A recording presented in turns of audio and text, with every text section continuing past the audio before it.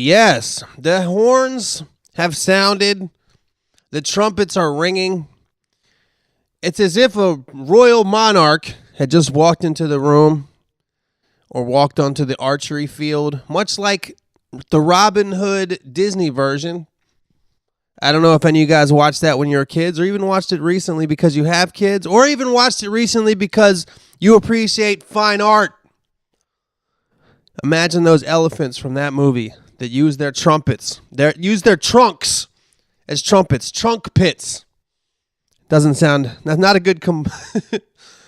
That's not a good combined word, trunk pits. But what I meant was elephant trunks used as trumpets. Because the trumpets... the elephants were like the royal guard of Prince John, who was a tiger, who had a jester that was a snake. What an amazing movie, man. Robin Hood, the Disney version. Probably the best Robin Hood that's ever been. Not that I know that much about other Robin Hood films, but regardless, I chose, shout out to my man Jake Honoroff, former bandmate.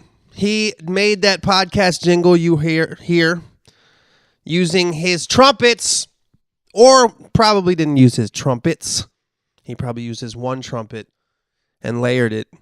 Although I know some people can play two trumpets at a time. They must have large mouths, wide mouths, with enough room for two trumpet mouthpieces to form. What the fuck am I talking about? The reason that I used the trumpets today is because guess what, y'all? Today is my birthday.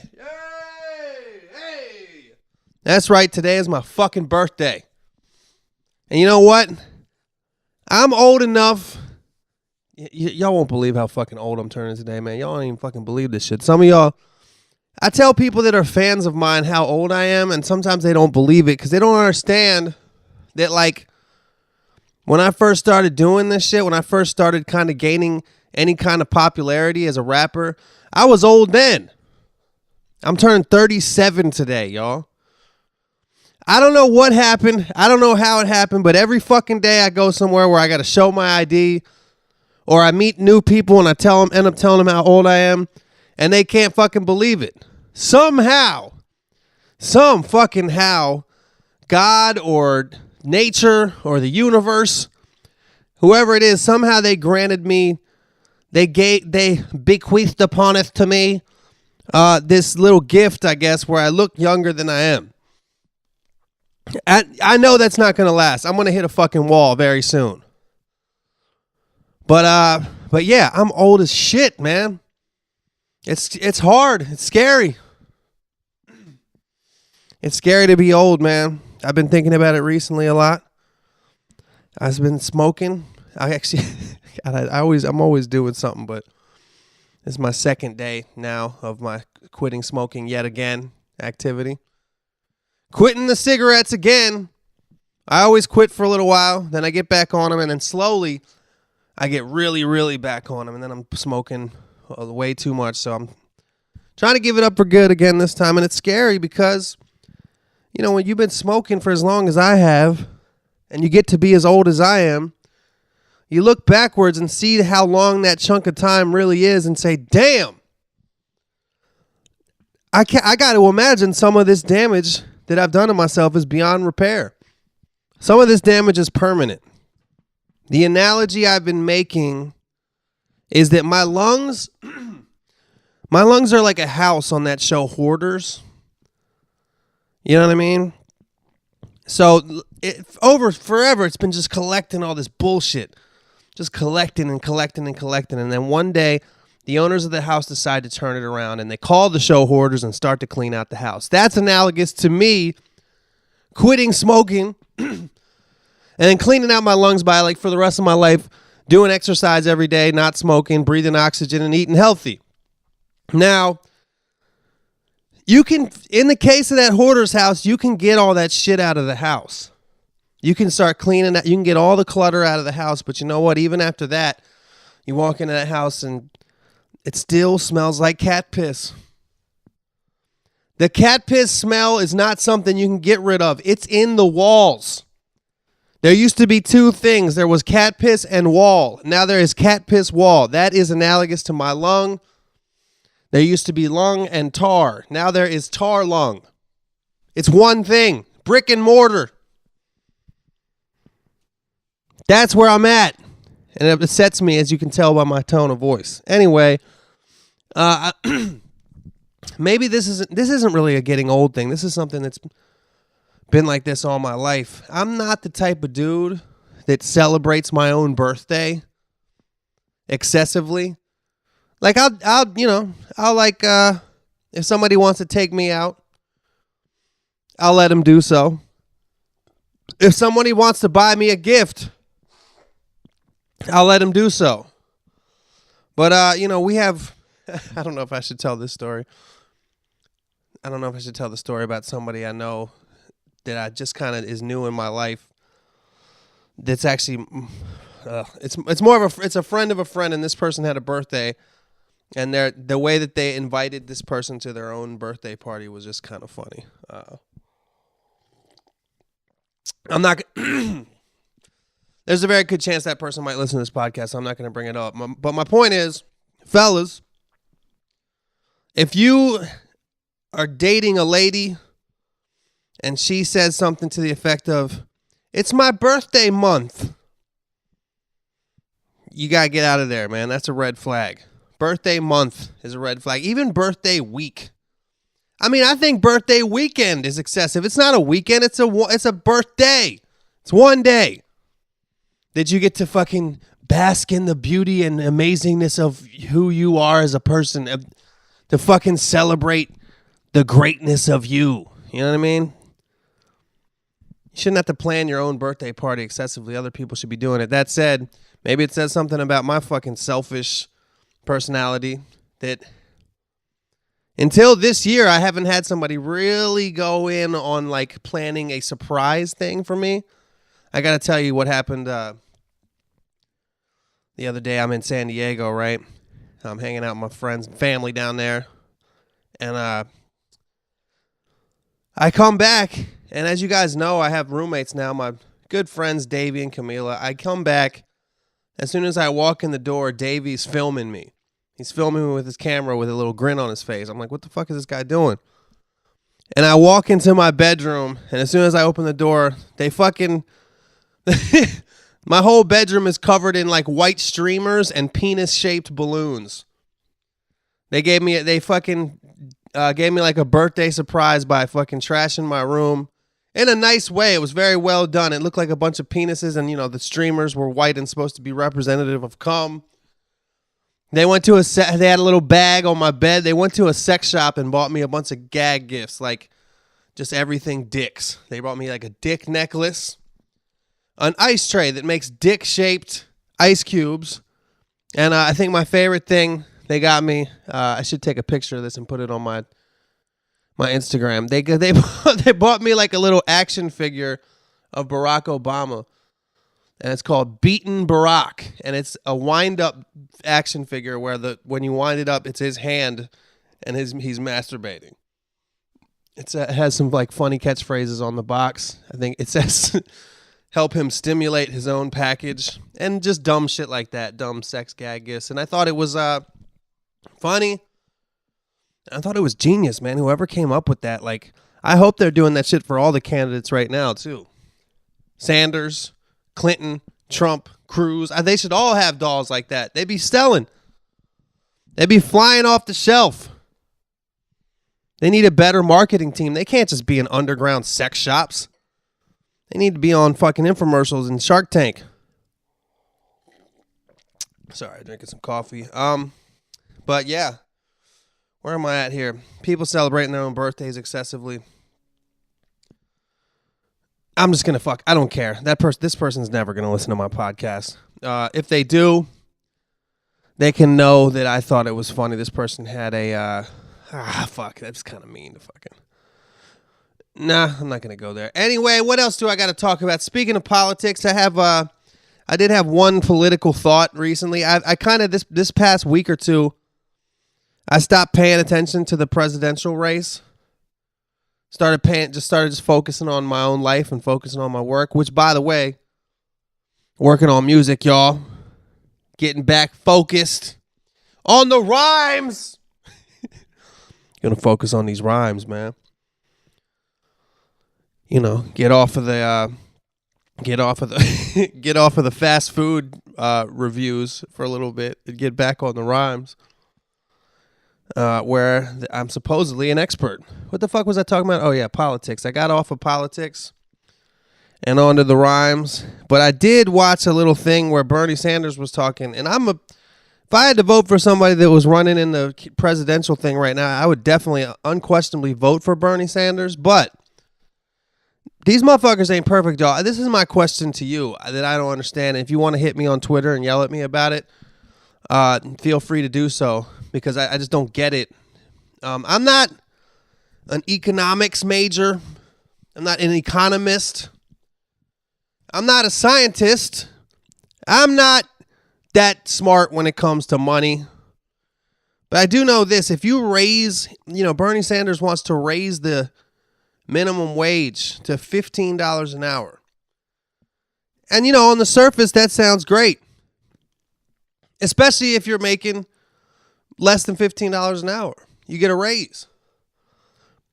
But I'm not a fucking genius, but if you just take every single person that's making less than $15 an hour, and now they're all of a sudden making $15 an hour, isn't that just going to make the value of money change? Isn't that just going to make fucking a carton of eggs a little bit more expensive, and now your raise is meaningless? Also, what about the people that are currently making $15 an hour? That started low and after fucking 5 years on their shitty job finally fucking graduated to $15 an hour? And now the person that gets hired immediately makes the same as them? Do they get a raise too? Do people currently making 15 get a raise? I mean, I'm for a lot of the quote unquote socialist policies of helping people that are in need. I'm for that for the most part, but I guess in my heart there's a component of capitalism which is you got to work to get to a certain level that I agree with, which is to say, I don't have a problem with $15 an hour being the minimum wage, but if you're going to raise somebody from 8 to 15 and just keep somebody who's currently at 15 at 15, it doesn't seem like people are going to like that, and it doesn't seem like it makes sense mathematically. Just seems like it will fucking change the value of money. I don't know. I guess that's all I had to say about that. It's my birthday, y'all. I did get shout out to my mom. Shout out to my mom, Arlene Jones, who emails me almost religiously after I put out a podcast, because yes, she does listen. Probably thinks I'm a little bit crazy. Probably says, where'd he get that from? I didn't raise him to rant about birthdays and minimum wages. Well, you know what, Mom? I'd like to thank you because I got a birthday present. Usually I don't usually get a lot of birthday presents, but this year, God damn it, it's early in the morning, I'm drinking coffee, and I'm a little clogged up in the throatal area there. And this year, I go to the old doorstep. Bam! There's a box. And what is in the box but a birthday present from my mom and dad? They got me a ukulele. I don't know how they knew, but I wanted a ukulele, man. I've always kind of wanted a ukulele. But, hold up. Ukulele, the 4-stringed instrument that you can use to produce music with. Now, don't get me wrong. I'm not going to all of a sudden become fucking Jason Mraz over here making little Hawaiian slow songs all the time, although I might make one or two. But the beauty of the ukulele is if you already know how to play guitar, if you're mostly using it for production, you don't really need to learn to play it. You just need to tune it and find like a chart of the chords. And then if you need to use it for production, you can just find the chords and strum away. I don't plan on using it at shows.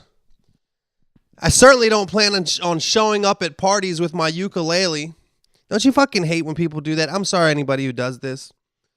I hate when you go to a party and then somebody shows up at the party with their fucking guitar, and then all of a sudden the party is their concert. I hate that. If you know, I've been at parties and people had a guitar and they asked me to play something, and that's one thing.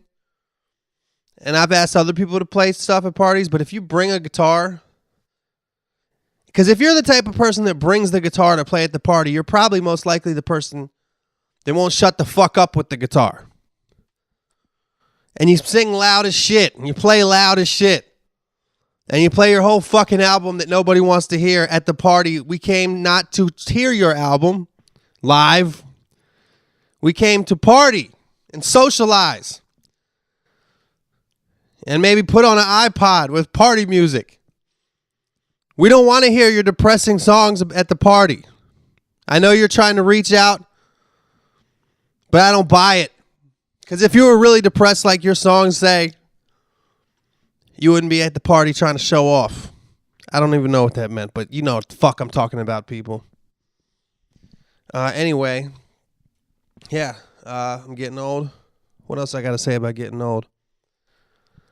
There's a lot of things that go on when you get old. You start to lose your memory. A lot of people don't realize that. I have a joke about that I do in stand-up, but I'm not going to do the joke on the podcast. But I will say that it's pretty incredible how much shit you just don't remember. Like people, you have your memory is selective, and for whatever reason, there's certain events that you remember and certain events that you don't. And you know there might be events that you had happen with other people, and you remember the shit and they don't, or they remember the shit and you don't. Isn't that really interesting? What I just said. What else happens when you get old?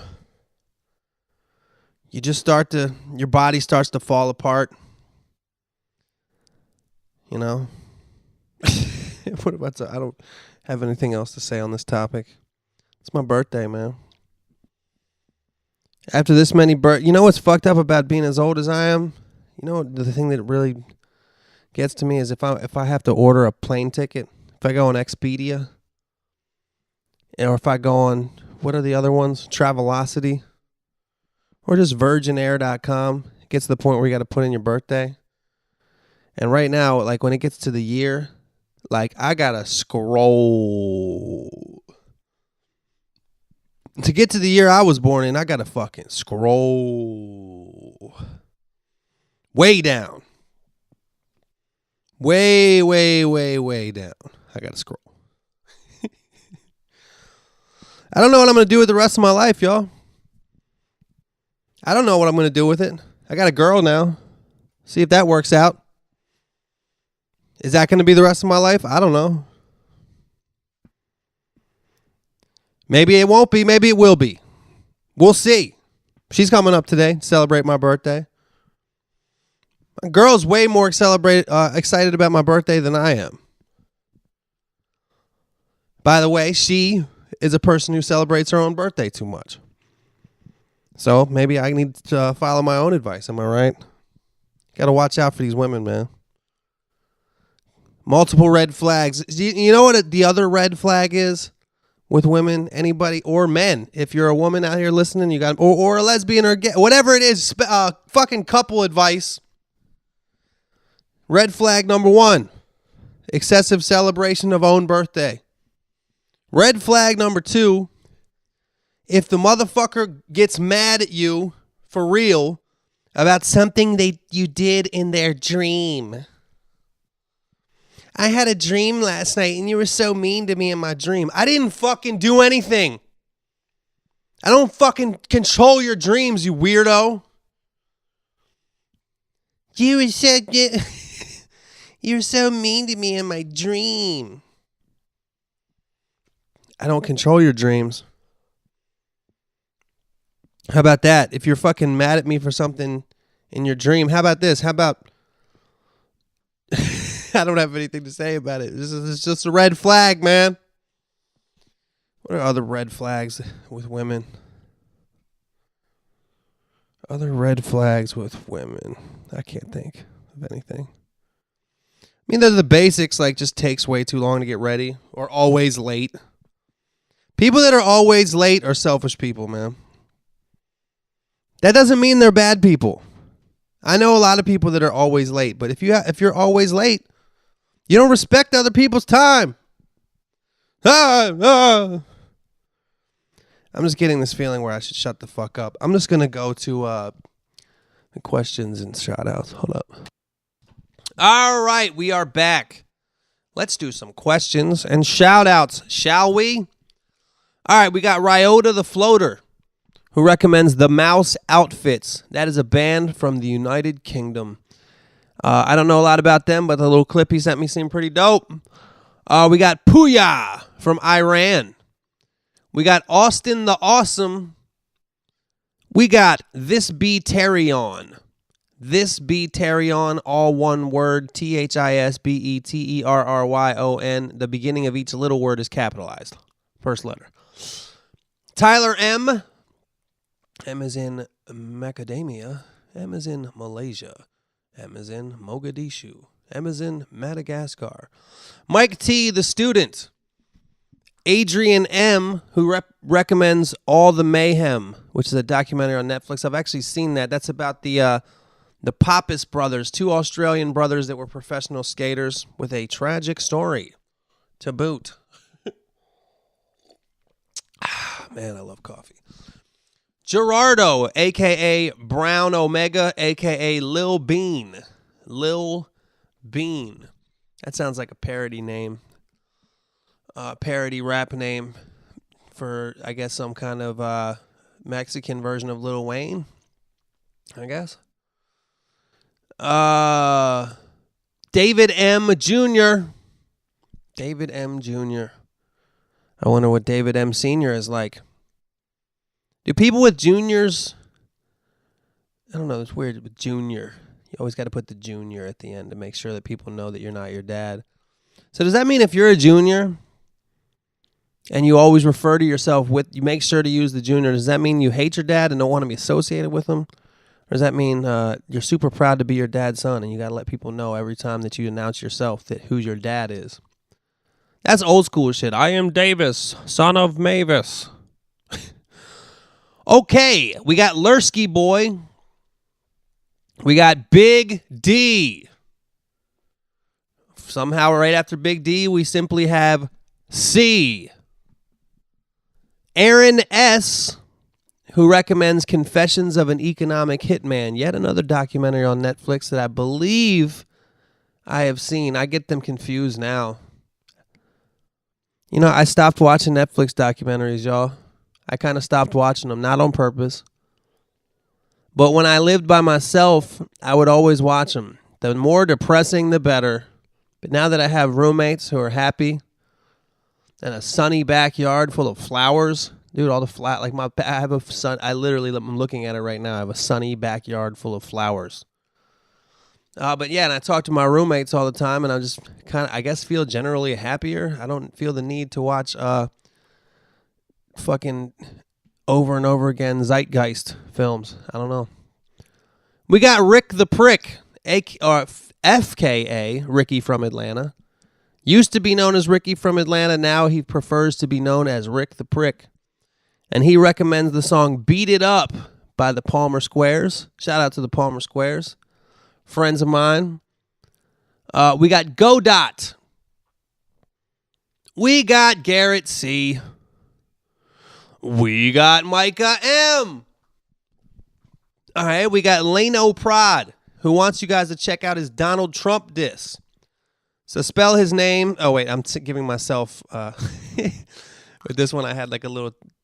Spell his name and say, search for Lano Prod, Donald Trump diss. Okay. L-A-Y-N-O-P-R-O-D. All one word. And you can find his Donald Trump diss. We got Danny from Sheffield. My man, Ed from Chicago. And we got Tomi, T-O-M-I. Too much information from Finland. That didn't make sense because it didn't even start with an O, that weird onomatopoeia, which did start with the O that I just said for the O. So, to onomatopoeia, much information from Finland. And I got to give an individual shout out to my dude Chris M. in Michigan. He is a badass web developer. And if you need any work done, such as web design, web hosting, or graphic design, you should go peep his site, Bonkage, BONKAGE.com.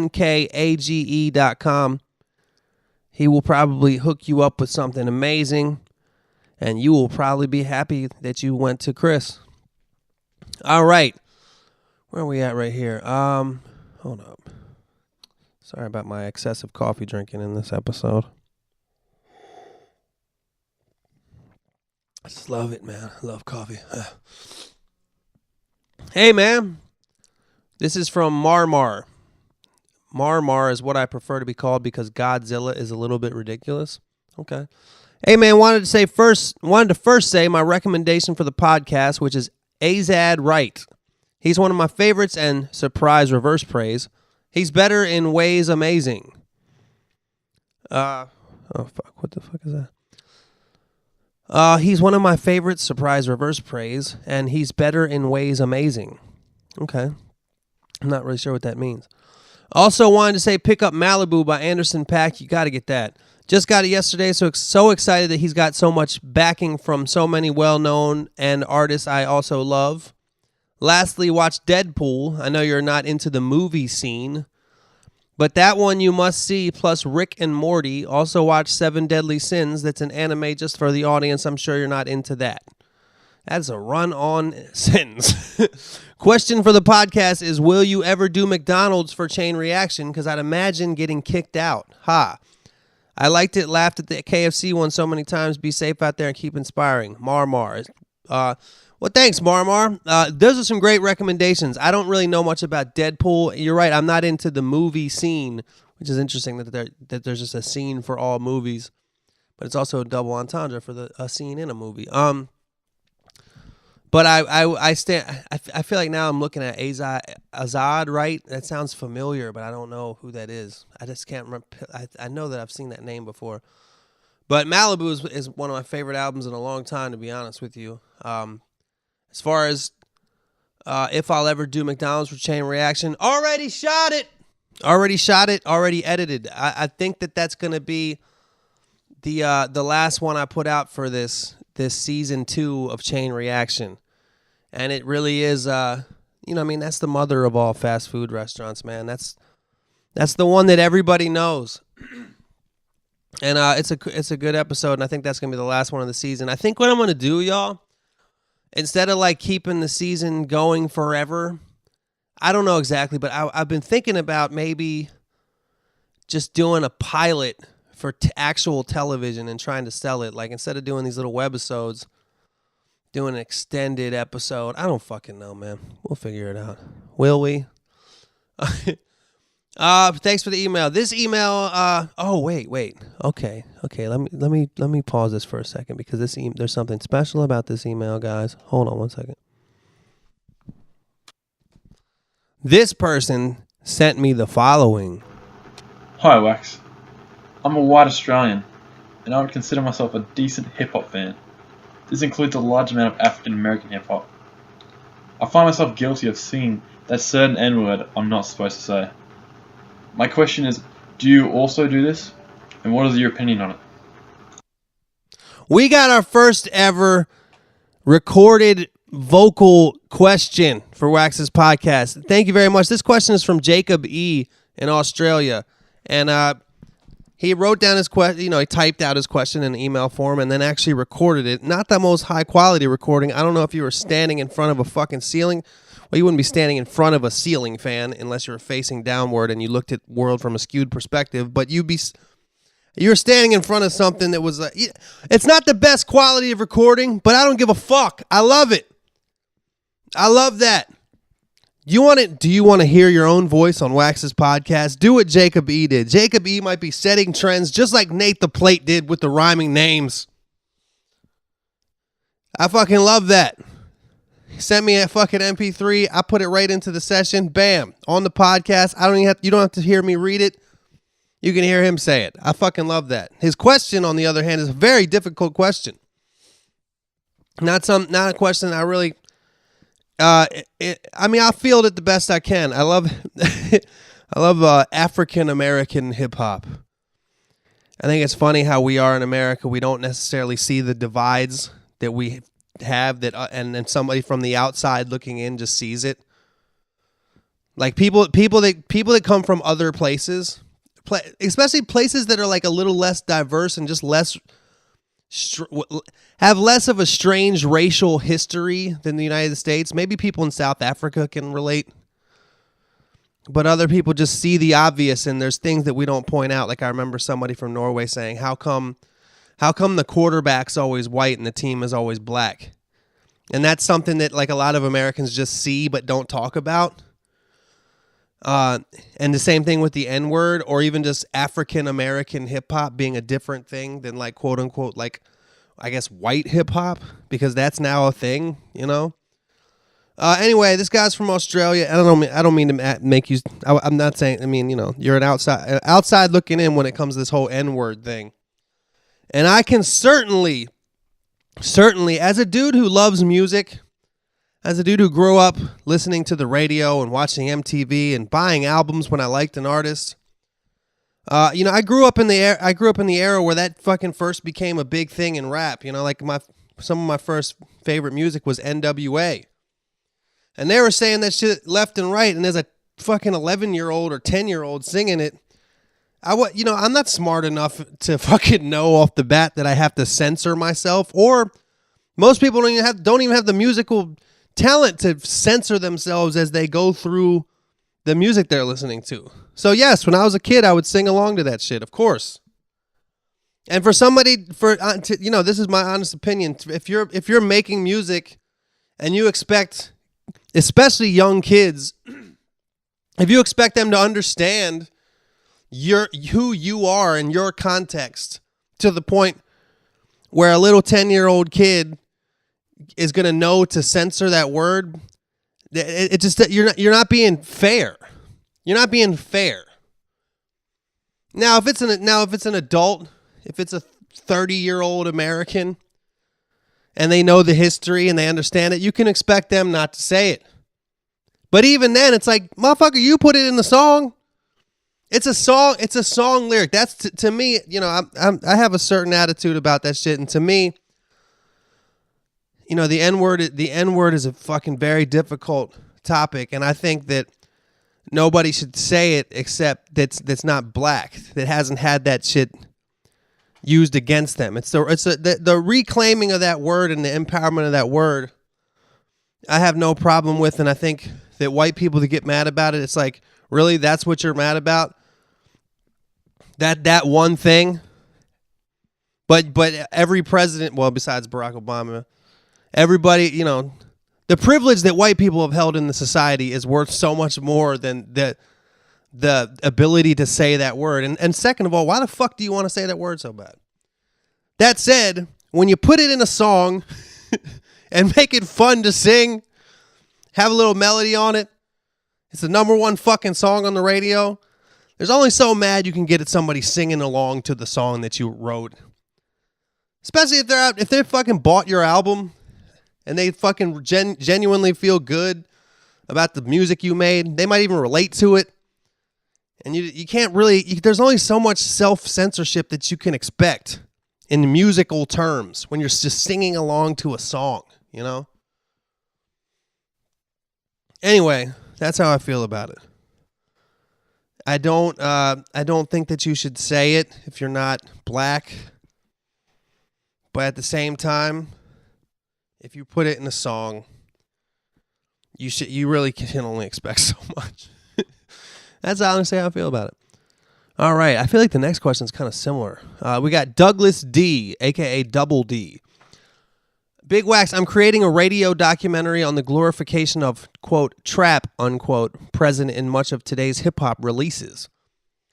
A radio documentary. Okay, I like that. That's an interesting idea. I hope you can answer some of these questions on your podcast. I'd let you know if I ended up using the audio from it. when, where it would air, etc. I have interviewed Vince Staple for this piece. I think that's supposed to be Staples. Like the office supply store. How fucking... I wish Vince Staples is a rapper that's down with like Earl Sweatshirt and shit, and I just never thought about this before. I wish that the Staples and Vince Staples actually was because he worked at Staples. Yeah, because he raps like that. I got staplers. I got papers, bruh. I got printers and going into paper. You're actually wearing a little red apron. Working behind the photo booth, if they still even have that. Anyway, and I'd like to get another rapper's perspective as well, that being you. All right, question 1 is, what do you consider to be quote-unquote trap music? I think at this point in time, trap music is actually more defined by the instruments used. It's that fucking... It's all the 808 drums, crazy hi-hat patterns.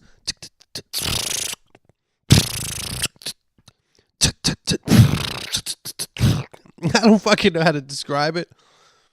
It's trap music, man. Synths often is just 2 chords.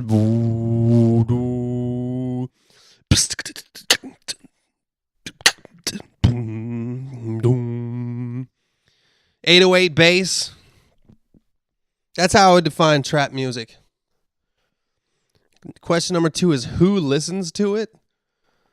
Who listens to it? Fucking tons of people.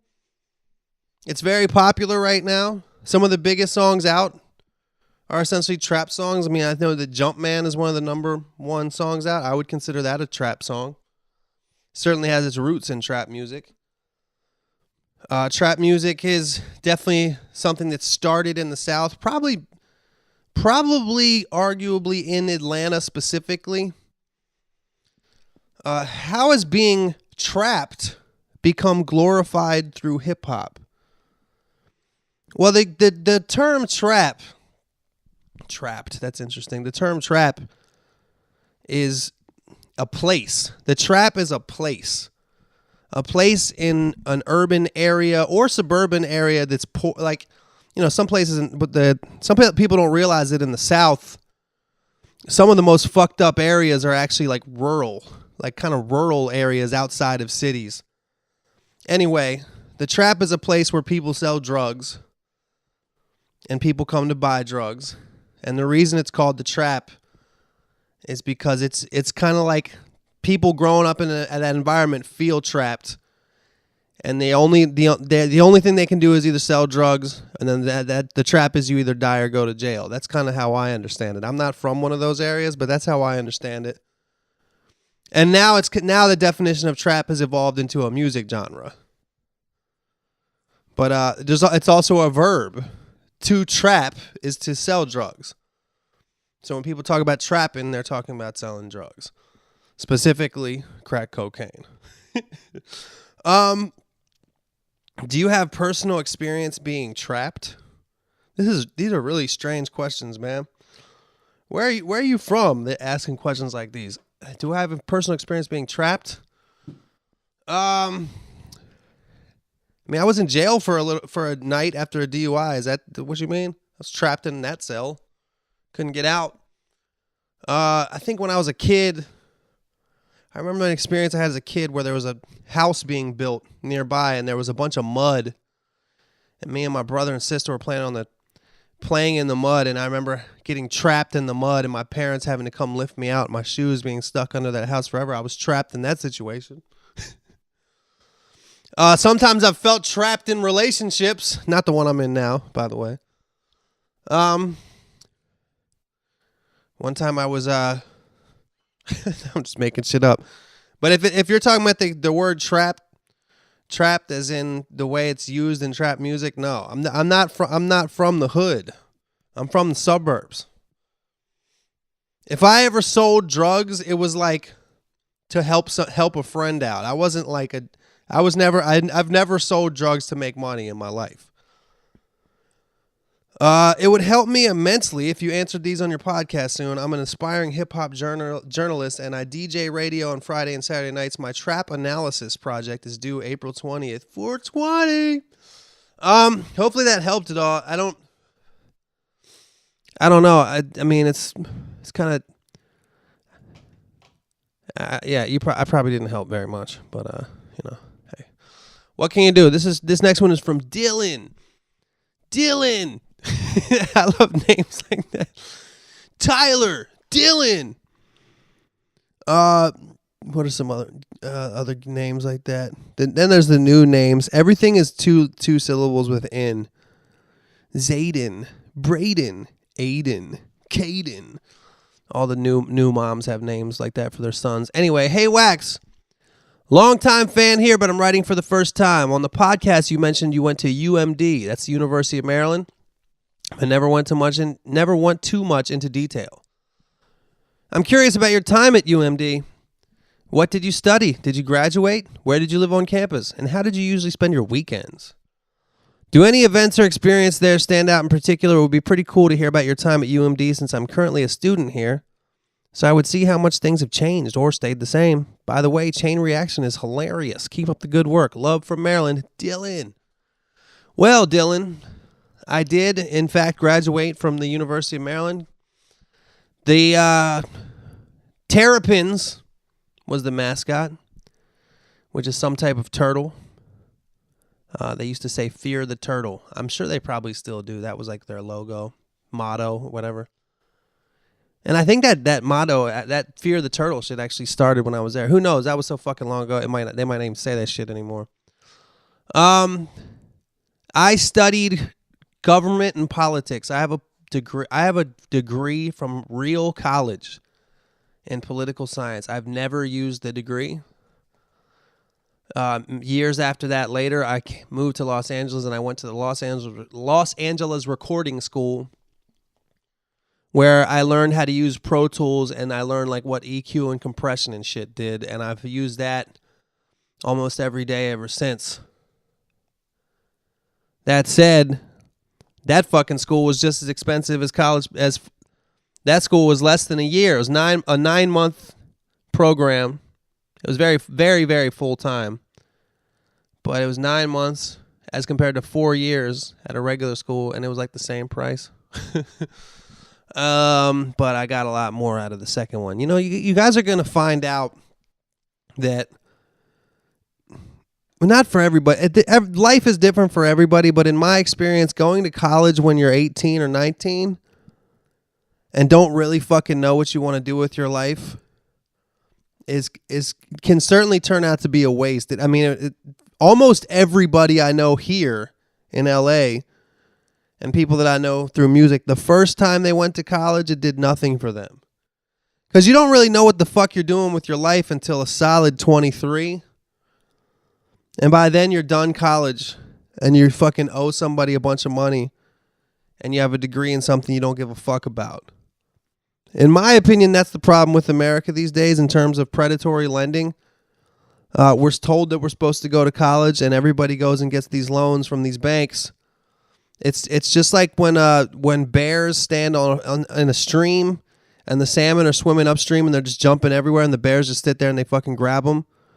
It's like you're just swimming into the mouth. It's not even predatory. It's like they're just standing there and letting the prey come to them. Because they know you're at an age where you don't know what the fuck is going on. You're just happy to get out of the house. That's why everybody just parties in college. Because it's your first time. You're not a fucking real person yet, man. You don't know what you're trying to do with your life. You're just happy to be away from your family and have your own place and have freedom. You know? I mean, I remember in college, the people, because like my parents were pretty strict, but I definitely got into I got into a lot of bullshit in high school. So when I got to college, it wasn't anything new to, drink or whatever. But to the people that it was, a lot of them motherfuckers failed out because they just raged so hard because they weren't used to the rage yet. So point is, I think it actually is wiser in this day and age to wait. I don't know what the fuck you do in between. I guess work at Starbucks, which is what you would have probably done after college anyway.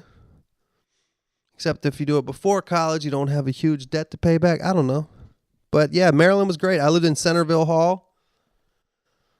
First 2 years, me and my brother were dorm mates. I have a twin brother. Me and him lived in a dorm room together for 2 years in Centerville Hall. And then the next 2 years after that, I lived off campus. For 2 years, I lived off Metzerat Road on 34th Ave. 8604 34th Ave. Lived there for 2 years. My band would play in the basement. We would have a lot of fun. We were really party driven. I don't know how you call it. Then after that, it was 4.5 years for me because I took a semester off in the middle. But the last semester I was living on, I don't know what the name of the street is, but like up on a hill behind the bar town hall on that area of College Park. But yeah, I used to have fun, man. Used to have fun down there. I haven't been down there in so long. Last time I was down there, it looked totally different from when I went to school there. And I think probably nowadays it's probably a little bit more difficult to get into as well. Another advice for people out there, when I went to college, I had a lot of people will go to 2 years of community college, then they'll go to somewhere like University of Maryland for 2 years rather than do all four at University of Maryland. And they'll save themselves a bunch of money. And you know what? At the end of the day, everybody got a degree from University of Maryland. Nobody gives a fuck about if you started at community college. Just like if you get out of college and look for a job, nobody cares about your GPA in high school. You know what I mean? I don't know if that's right. I don't know if that's a good analogy or not. All right, one more question. Hey, Wax, firstly, I'd like to ask you to not use my real name. Call me Jim or something. All right, Jim or something. All right, now to the question. So I'm 22 years old, and I've been dating my girlfriend of the same age for about a year now. We definitely love each other. She's a wonderful person. Her dad bounced on her at an early age, and her mother died when she was 16. God, that's fucking sad. She was dating a guy at the time whose family let her move in. So she was 16. Her mom just dies, and her dad had left. And then she's dating a guy. So at 16, she moves in with their family. I mean, I can see that happening. I mean, if I was the father of that boy, I'd probably allow that too because I have feelings and empathy. So she lived with this guy for a while until college. Then in the second year of college, she broke up with him because he cheated. Here's where it gets weird. She still considers her ex's family her family. She still goes over to his house to visit his mother and father, and her dog even lives there. It's been over 2 years now, and sometimes it definitely hinders our relationship. I even have to spend holidays with his family. Lately, it's been bothering me a lot. I almost feel like she's stuck on this guy and she just doesn't want to let him out of her life. She even used his car for 2 weeks when her car was broke down. She moved into a house just down the road from him, even though it wasn't any more convenient. Convenient for what? Even thinking back to when I first met her before she knew, it bothered me. I remember her saying that she'd always love him. Not in the same way, but she'd always love him. I guess what I'm asking is, could you date or potentially marry a girl who's constantly involved in her ex's life? She claims she wants nothing to do with him and that it's because his family is hers, but I don't know, Wax. I feel like I'm getting played. Thanks, Wax, even if you choose not to read this on the podcast. Man, that's a difficult one because, I've seen situations like this. I've seen situations where a girl will stay in the life of her ex, especially, you mentioned the dog. That's another fucking red flag. If a girl has an ex and they had an animal together, and like now they've whatever, like fuck that. It's an animal. If you're gonna date me, you don't have that animal, or he doesn't have that animal. I mean, somebody can have it, but it can't be a broken up. You don't have custody battle. You can have a custody battle, but you can't have joint custody of an animal. I mean, you can, but I ain't fucking with that.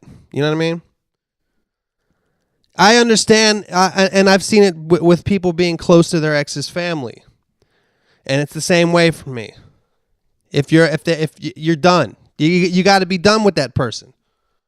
It's not good for anybody. I mean, be fucking cordial. If you see him at a restaurant, go say what's up to him. Sure, you ain't got to be mean, but you don't go over to their house like that. That's all that said. This is different. This is much different than that.